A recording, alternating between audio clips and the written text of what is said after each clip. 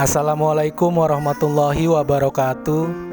Hari ini Senin 24 Juni 2019, 2 hari setelah HUT Jakarta 492, tepat pukul 22.35, Allah telah mengirimkan seorang malaikat kecil untuk kita. Artinya, sekarang adalah fase baru perjalanan hidup kita.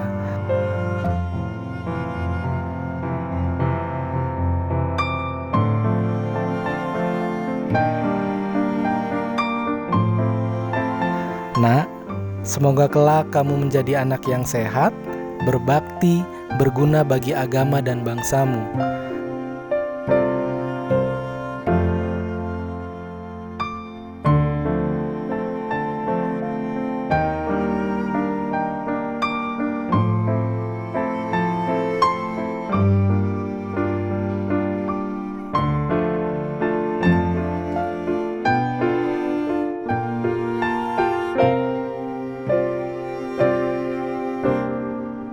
Nak, kami ayah dan bunda telah menyiapkan sebuah nama yang juga adalah doa bahwa semoga kamu menjadi anak yang baik, pemberani, dan tangguh.